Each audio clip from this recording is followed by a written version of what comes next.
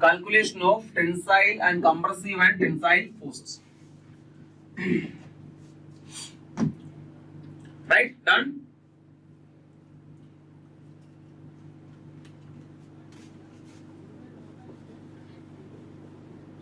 As I told you, listen here, as I told you, the total compressive force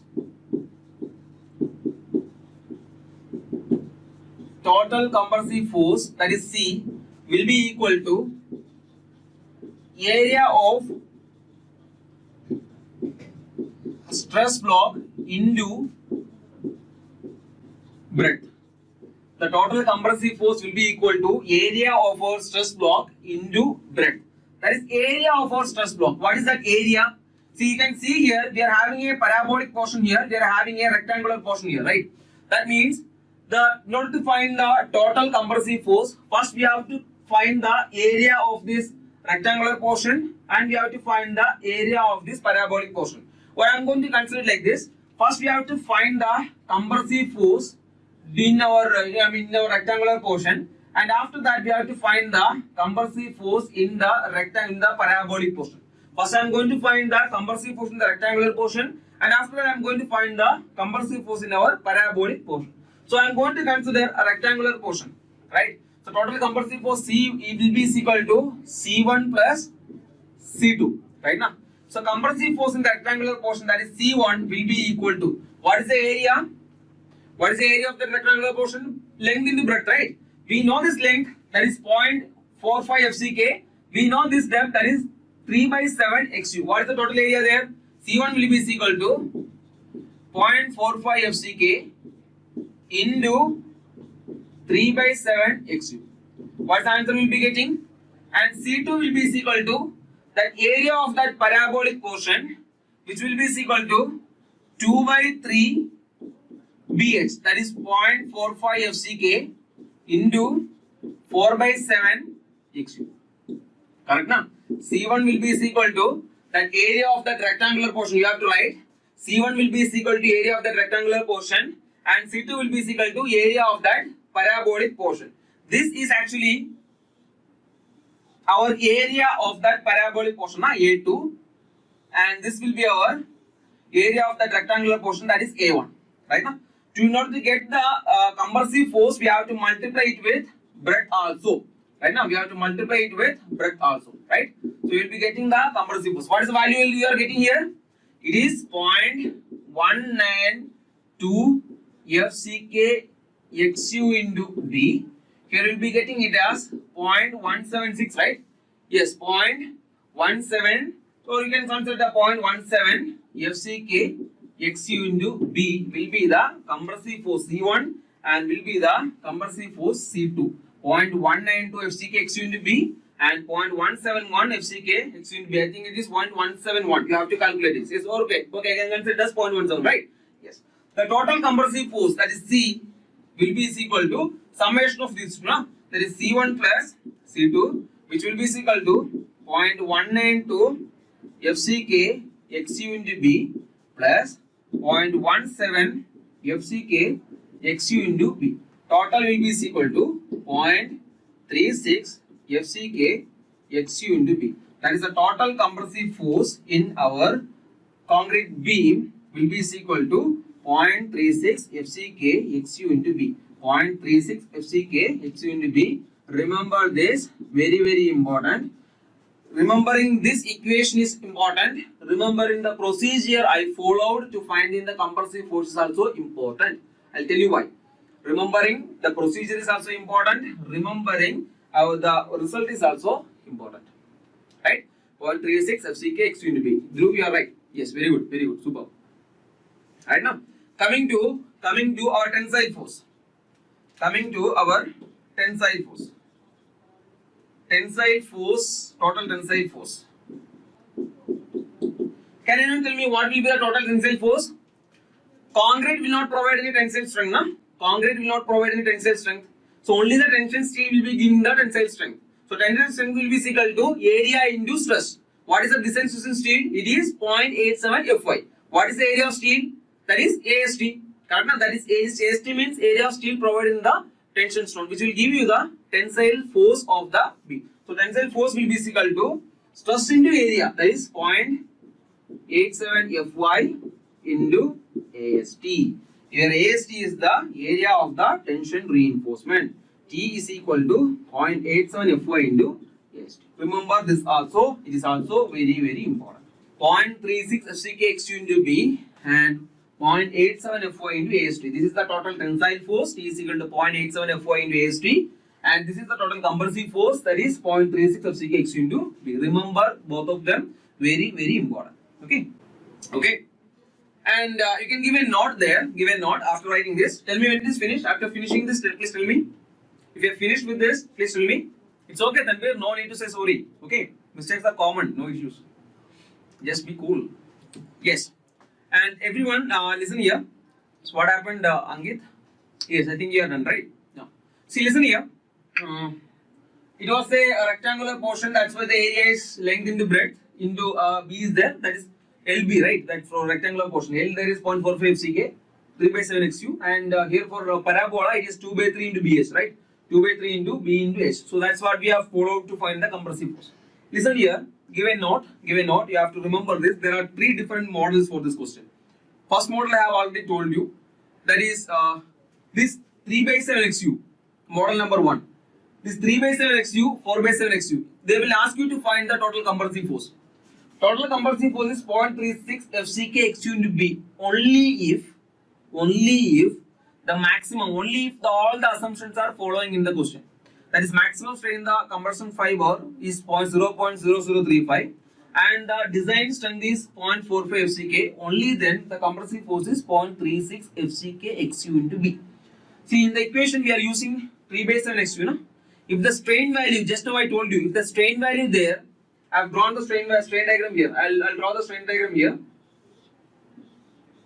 If it is 0.0025, if it is the question is given that the maximum strain in extreme compression fiber is 0.0025, will I get this? Will I get this value? I will not get this value, na? Why? Why? Because we are having 3/7 XU here, 4/7 XU here. I am getting these two values by considering the similar triangles in the strain diagram. There the strain diagram I considered, the strain maximum strain value I considered there is 0.0035. But in the question it is given that 0.0025. So in order to find the compressive force, I have to calculate these two values first, that is x1 and x2 value. Only then you can find the compressive force there.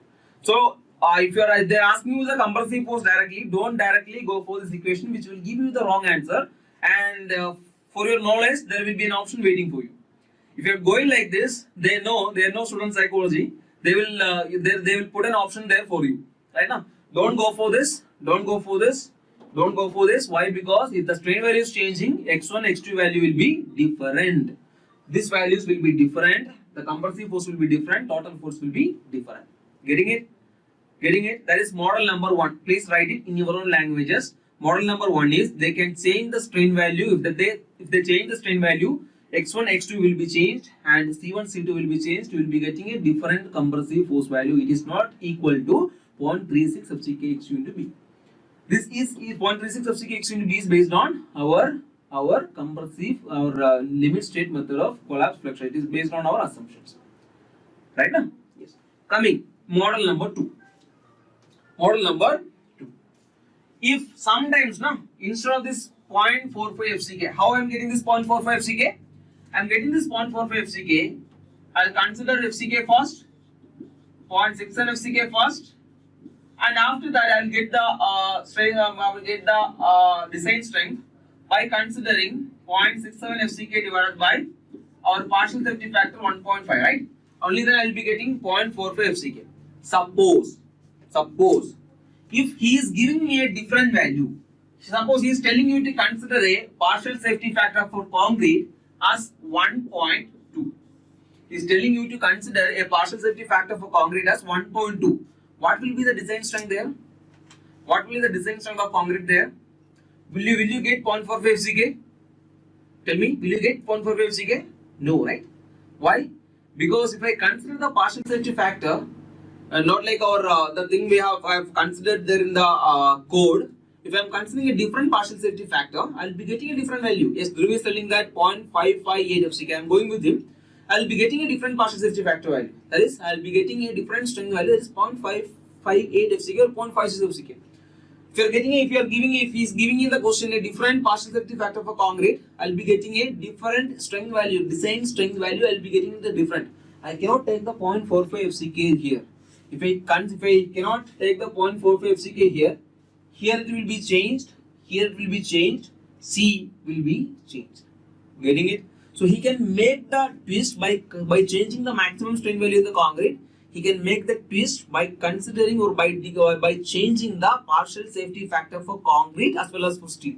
If these things are changed, this compressive force will be different, this tensile force will be different. If he is telling that the total, the partial safety factor for steel is 1, what will be the design strength? What will be the design strength? The partial safety factor for steel is 1.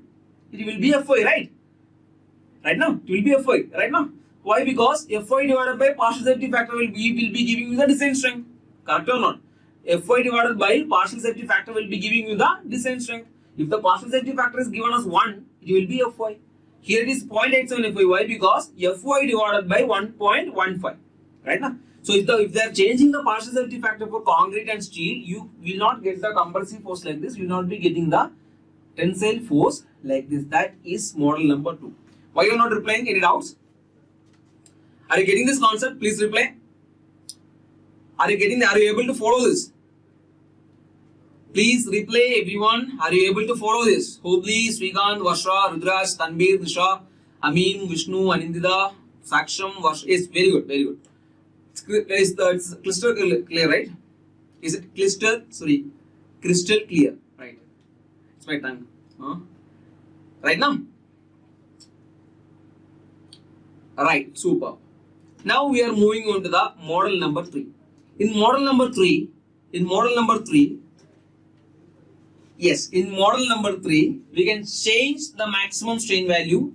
We can change this factor of safety for our concrete and steel. I'm changing the strain value and I'm changing the factor of safety for concrete and steel. Will we get this C value and T value? No. He can change. He can combine both the concept. Right now, so we will not get this C and T value. So that's also a type of question. That is, you can consider as model number 3. Right? You can practice it on your own. Consider the strain by stress value. Find the compressive force. Consider this. Yes, this condition will have some. Yes, exactly. We will be discussing one question there. Right? That is model number 3. And model number 4. Listen here. Important model. Important concept. Listen here. See, I got this stress block like this. Why? I have considered the strain curve of concrete like this, which is a parabola till the strain value 0.002 and it is uniform till the failure. If listen here, if he's telling that consider the stress strain curve of concrete like this, which is a linear one till the strain value 0.002 and is uniform till the strain value 0.0035. If it is you have to consider it as a linear one till the strain value 0.002 and it will be a uniform one till the strain value 0.0035. I am going to consider the stress value as 0.45 FCK. 0.45 FCK. Tell me, will I get C is equal to 0.36 FCK x into B?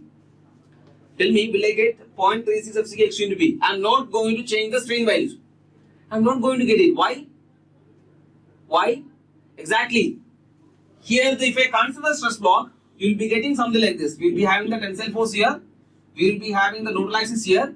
As per this diagram, it is a straight line like this till the strain value 0.002. After that, it will be a linear one. After that, it will be uniform till the strain value 0.0035. Area of this will be different. Here I have considered a parabola. Here I have to consider a triangle for this. Instead of this, I have to consider a half there, 1/2 there. That's the difference. So that will be our model number 4. Getting it? If you want further models, model number 5, he can change the stress strain diagram. He can change the strain value also.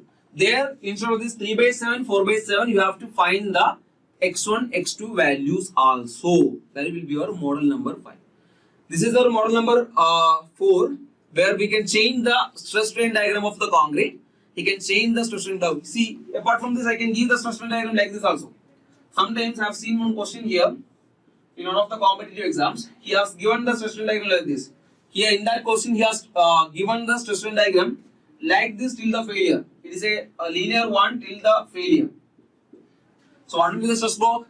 Stress block will also be a parabola. From the neutral axis, it will be a triangular one till the strain value 0.0035. So as per our stress strain diagram given in the question, we have to do the derivations once again. So we have to remember the derivation. How I calculate this C value, how I calculate this T value is very, very important. Just practice it once again, practice it 2-3 times. Only then you will understand the idea. If they are changing these strain values, the stress strain diagram, if he is changing this factor of safety of the material, if he is changing the strain value, maximum strain value, these entire things will be different. Getting this concept? Are you getting this concept? Is it clear? Is it clear? Any doubts are there? Any doubts are there? Any doubts are there? You can ask me. I think no doubts are there. If there is any doubts, you can just ask me now. We will clear it and we will go for some problems. I think no issues are there, right? Krishnendu Paul, model number 3. I forgot what is model number 3. See, model number 1. What is model number 1? He can change the strain value. Model number 2, he can change the partial safety factor. In model number 3, he can change the partial safety factor and the strain value together. Okay, I think that was the model number 3. He can change the partial safety factor. Instead of this 1.5, he can give 1.2, 1.3 like that. Instead of 1.15 also, he can change. He can give the different partial safety factors there, right? Krishnendu, is clear? I think it's clear. And model number 4, he can change the stress strain diagrams, and model number 5, he can change the entire things. Okay. Change, or in case of linear stress strain, what will be the values? In case of linear stress strain diagram, are you talking about this, Angit? Angit, is it the, you're talking about this, Angit Sharma? Yes. See, even if we are considering this stress strain diagram,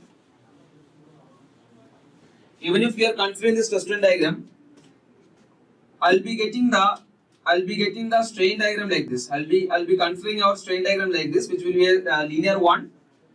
0.002 plus FY divided by 1.15 is 0.445 FCK. This will be your strain diagram, which will be constant. And x1 x2 values will be same. X1 x2 value will be, so here you don't have to consider x1 x2 value. Why? Because these x1 x2 values I need for calculating the compressive force. I need to calculate the compressive force. There was a rectangular portion there. There was a parabola portion there. That's why I have considered C1 and C2. Correct na? There. But here, if I consider the stress block, this is T. Our stress block will be something like this. To find this area, do I have to consider x1 and x2? To find this area, do I have to consider x1 and x2? We don't have to consider. Why? Because this will be 0.45 FCK and this will be XU. What is the area? Half into 0.45 FCK into XU. We will be getting the C value directly. Correct na? C value here will be equal to half into 0.45 FCK into XU. That will be the compressive force. We don't have to calculate the X1 and X2 values there. Right now? Right now, I think your doubts are clear. We are moving with the next concept. You can start solving this question. I will give you one question there. You can start solving this question. It's a GATE question asked in 2003. And you can start solving this question and give me the answers quickly, please. Yes, answers please. It's a GATE question actually. It will not take that much time. It was asked for 2 marks. Yes, give it a try. Everyone, I need everyone to try this question. It's a very simple question actually. Yes, I'll read the question for you. You people are giving me the correct answer. Dhruv, super, very good. So what is given in the question? I'll solve this question. What is given in the question? The maximum strains in the extreme fiber in concrete and in tension reinforcement, FV 415 grade steel and ES is equal to 200 kN per mm square. In a balanced section, we'll discuss what is balanced section. At the limit state of flexure are respectively are. Without any calculation, we can easily say that the maximum strain in the extreme compression fiber of concrete as per our limit state method of collapse is 0.0035. So look at the options. Option A and B is giving us the strain in concrete as 0.0035. So option C and option D can be neglected or avoided. So coming to our option A and option B, we have to find the maximum strain in the tension reinforcement. Maximum strain in the tension reinforcement, this is for concrete, right? Maximum strain in the extreme compression fiber will be equal to 0.0035 as per our IS 456 2000. It is an assumption, right? And our next assumption is maximum strain in the tension steel will be equal to 0.002 plus Fy divided by 1.15 ES. So we are given with the Fy value 0.002. Fy is given as 450 Newton per mm square divided by 1.15. ES value is given as 200 kilonewton per mm square, or we can say 2 into 10 power 5 Newton per mm square, right? Put the values, you will be getting the answer as 0.0038. So the maximum strain in the at the level of tension steel is obtained as 0.0038, and the maximum strain in the extreme compression fiber is obtained as 0.0035. So our answer will be, answer will be option A. That is option A will be the correct answer, right now?